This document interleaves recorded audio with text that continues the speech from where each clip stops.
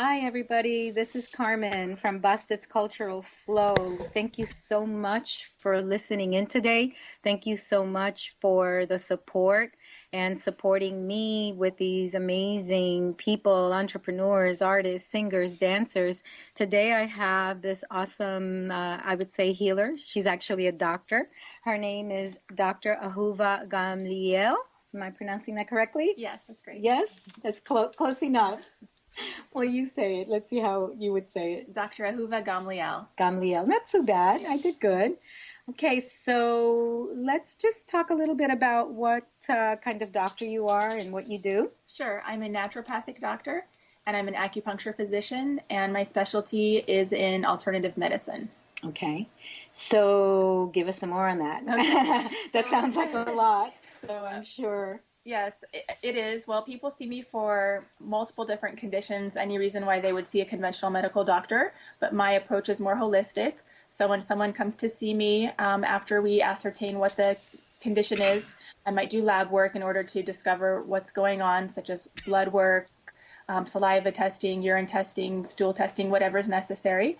And then I would give them a protocol, which includes nutrition. So what foods to eat and what foods to avoid for their condition, specifically for them. And it might include homeopathic remedies or herbal medicine, vitamins. My main modality is acupuncture, but I incorporate everything, mind, body, and spirit, into the treatment plan. I see. And how long you pretty young in my book. So how long have you been doing this? I've been doing it for 10 years now. 10 years, wow. So you're keeping up well. It's Thank part you. of the holistic approach, Right. the proper eating. So how did you get involved in this? What was growing up? Was this always your dream or like? Yes, ever since I was a little girl, I wanted to be a doctor, probably since I was 5 years old. But then when I was in high school, I started to be introduced to conventional medicine. I worked as a phlebotomist in a clinic, as well as I worked in a convalescent home, and I was a nurse's assistant in an intensive care unit. And slowly, when I saw what was going on in conventional medicine, I became turned off. It seemed cold and callous. The doctors spent very little time with their patients, and I saw all of the side effects from the medications. And I really didn't like, that approach. And I really didn't know of anything different. My parents were not so aware of alternative medicine, so I never had exposure to that as a child. And it wasn't until I was accidentally surfing the internet and I typed natural medicine and I found the naturopathic medical school that I ended up going to that I realized that was the medicine that I always wanted but never knew existed. Uh-huh. And what was the school that you went to? Bastyr University in Seattle, Washington. Seattle. They have a second campus now in California, but they are one of the 4 accredited naturopathic universities in America. Let's see. Are you from that area or from South Florida? Originally where? I grew up in California. In California. And your background is? I was born in Israel. In Israel. So you were actually born in Israel. Yes. How old were you when you came to the U.S.? My parents moved to California when I was about a year and a half old. So you were a baby. Yeah, my dad got a job. So. Yeah. Do you go back to Israel at times? Yes, we were just there. I think it was September, October. I was there with my daughter. Uh-huh. Yeah. Okay. So you said that you were volunteering and as a teenager, so you started this love of medicine very young. You mentioned something that I've a phlebotomy. I drew blood. My grandmother. I'm like, what is that? Yeah, can't even pronounce it. Yeah, my grandmother was a nurse, a conventional nurse, and she worked at a cardiovascular doctor's office. And so when I was in high school, she taught me how to draw blood. Oh, yippee. Ooh. Yes. So then I worked in undergrad. I worked as a phlebotomist in the lab in my undergraduate college, which was UC Santa Cruz. While everybody else is at McDonald's, you're doing blood. Pretty interesting. Yeah. So this is definitely, your path. And so after you graduated from college, what has been the journey so far? So, like I said before, I didn't know about holistic medicine so I didn't apply to naturopathic or acupuncture school right after. I just kind of spent a little time trying to find what my next step would be. I knew that I was more educated and further, my education, but I didn't know. So I moved to St. Thomas, the U.S. Virgin Islands, for a year to find myself. And I took some business classes at the University of the Virgin Islands in St. Thomas. I took micro and macroeconomics and accounting and some internet courses, computer classes.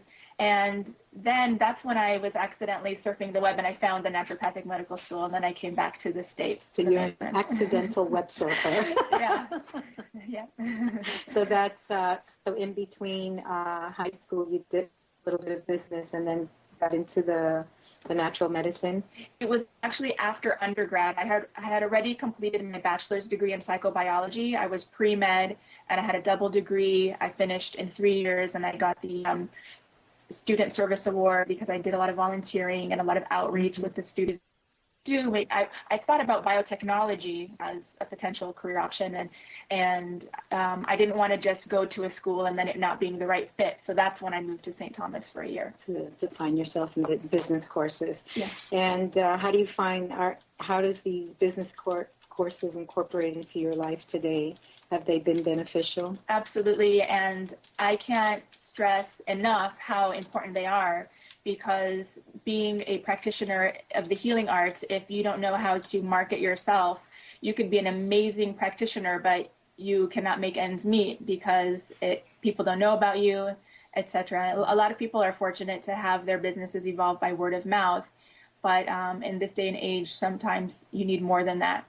Our word of mouth today is being taken over by the internet, you know? I mean, that's where the social media, internet radio, we have listeners all over the world that, enjoy, learning about all the different lifestyles and culture and entrepreneurs and musicians, so, and for me, I love it as well, because that's my dream, is to support all the various art forms and the artists and the entrepreneurs, and it gives a voice to our community so that they can see, all the incredible people that are around.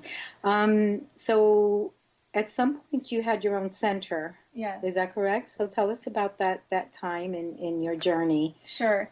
So when I finished graduate school, I actually had an amazing opportunity. I did acupuncture on cruise ships for 2 years. I traveled all around the world and I got to meet people from all different cultures and backgrounds. It was really a blessing, an amazing experience. And then I settled in South Florida in 2006, and I worked at various different clinics and health centers and spas for several years. And then about 3.5 years ago, I opened up my own holistic health center, and I called it MIBASO, which is an acronym that stands for Mind, Body, and Soul.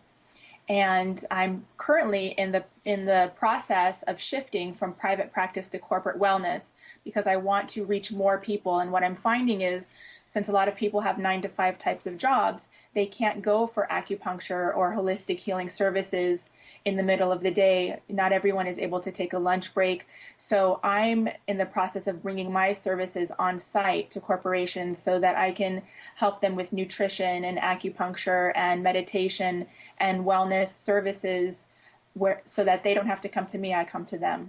Yeah, that's a wonderful idea. I think lots of, you said, the world of taking conventional medication, it alleviates something temporarily, and then, it has more side effects than the initial issue you had. Right. It's like you have one issue and then the medicine has about, 10, 20 side effects. Right. And so I don't understand it. I personally have not taken, pretty much my whole life for some reason. It's a family tradition, just, good old South American tough women. And in my family, people just never took medication. My mother passed away 3 years ago with cancer, and she refused to take medication.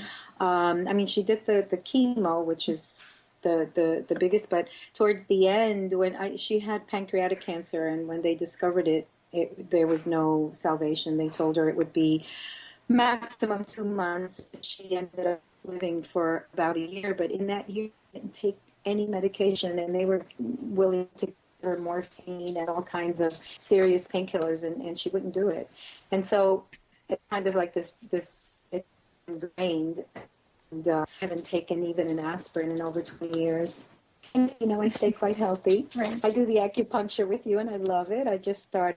I've done before for ailments. When I had knee problems, I went for acupuncture a couple of times, and it went away. So it really served me well. And, this is the first time that I'm doing acupuncture for what I say no reason, but it's really good because I find my patient getting the deepness of my meditations are getting deeper and stronger, and I love it. And then you also do a little bead that you leave in the ears. Yeah, ear and seeds. Ear seeds, and that helps throughout the week. So just tell me more about that whole corporate dream that you have. Like, what are you putting together? What's the package like for taking it to the corporations? Sure. What are you offering? What I want to incorporate into the wellness treatments for corporations is primarily stress reduction. I mean, like you said, it can be used for all kinds of ailments, whether it's body aches and pains or digestive issues. It could be bladder issues, fertility. Acupuncture has a broad spectrum range of things that it can treat. But people in corporations tend to be very stressed out, and as you know, when a person is stressed, it decreases their productivity. So of course it would make sense that the corporation itself would want to have more happy, healthy, productive employees, because then they can be their best. The work that they produced will be optimal work too, and they will be able to be more efficient. So I think it's really a win-win situation for everyone. In addition, as an acupuncturist in the state of Florida, I'm a primary care provider, so I can bill insurance.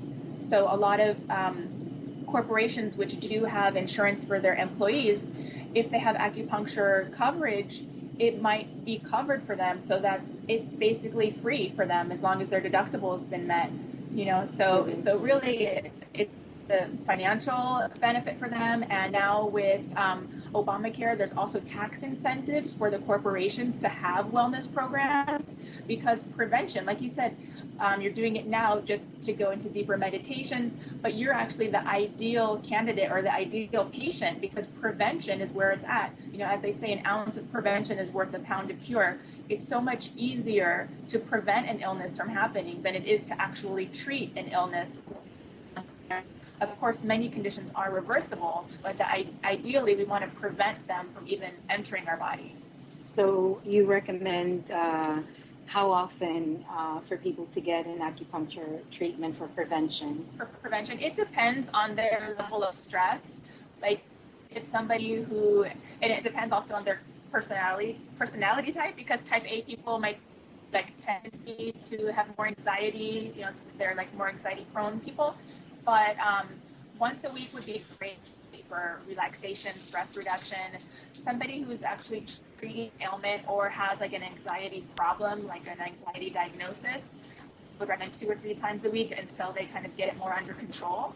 And in the meantime, they could do meditation, which is another thing that we do together. And that can help them, when they're at home, because it's not having the acupuncture and doing other things that I recommend, such as nutritionally or herbal medicine, but it's what else is in your environment. Your hydration, your sleep, it's everything in life. Is the person exercising, moving their body? That's super important for health and well-being. That's my thing, the movement. But I do a little bit, like I said, I'm not one of these people that goes overboard on anything. Right. I kind of live the middle line on everything. I love to move. I hate to exercise, so you won't catch me in a gym. But I get to move, minimum of 2 hours a day. I'm dancing and stretching, and then I love to meditate. And that wasn't always easy because technically, if you had to stick me in a box, I would be considered an ADD person because my mind can just go a mile a minute thinking of all kinds of scenarios for 20 things at once. And so when, I started meditating, you have the idea that, oh my God, I'm never going to be able to meditate because my mind is constantly chattering. But you just sit and you do it and you do it and you do it. And eventually, the mind still talks, but then it's powerful stuff, Right. because all the stuff that's unimportant goes away, and some really good ideas and inspirations have come through meditations for me. Right. So I think it's just doing a little bit. What would you recommend to someone that's listening right now that is in a situation that they feel very stressed? What would be your advice in terms of a little something that they can start doing right away? Well, I think you said it brilliantly, that meditation is so important for stress reduction, and that a lot of people have the same kind of concern or complaint in the beginning when they start meditating, is that, oh, I can't quiet my mind, I just can't do it, I just keep thinking about things. Well, that's why I'm actually in the process of creating meditation CDs, so a person can start off with guided meditation, so they don't have to actually clear their mind of no thoughts. They can just listen to a guided meditation, which is going to take you through progressive muscle relaxation, deep breathing, a guided visualization, affirmations, and all of these positive thoughts, and also opening the space for quiet time, for conscious breathing, for your own downtime and your own meditation. So I think the best way to start is perhaps with a guided meditation, and then when a person becomes more used to that, more comfortable with that, then they could graduate, so to speak, into more and more longer periods of quietness. Right. And it doesn't have to start, like a person shouldn't try to start with like meditating for an hour. Start with 1 minute, 10 minutes, 20 minutes, half an hour. Slowly build it up gradually. Slowly increase, right? If you can Right. just take some little time and realize some of the guided meditation. So do you have any other plans for the future besides taking yourself to the corporate world for these wellness programs? You just mentioned that you're doing guided meditation CDs. And anything else that I don't know about that you haven't told me? Well, those are the two main things. I'm working on the guided meditations, on producing those very soon, and I'll be doing the Indiegogo campaign for the crowd fundraising platform. And then I have many ideas, and even I've written many meditations already that are just in progress right now. That business is called Meditations for Success, and the website is already up. It's meditationsforsuccess.com. And so I'm working on both of those things in parallel, are the main things at the moment. So you're keeping quite busy. You have a young child too, yes, right? Yes, a 5-year-old. So that keeps you quite busy. Absolutely. And you stay healthy and happy. And you're doing community acupuncture also for people that maybe don't have insurance or it's not covered under their insurance. You're doing like a low cost. Right. Can you talk a little bit about that? Sure. So here in South Florida, we have Goddess Store and Studio. I am coming every Thursday at 10 a.m. and it's only $25 for participants for an hour session. The needles are in for half an hour, and we also do a meditation during the acupuncture. This is Dr. Ahuva Gamliel from mivaso.org and meditationsforsuccess.com, and you are listening to Radio Ear Network, Fort Lauderdale, Miami.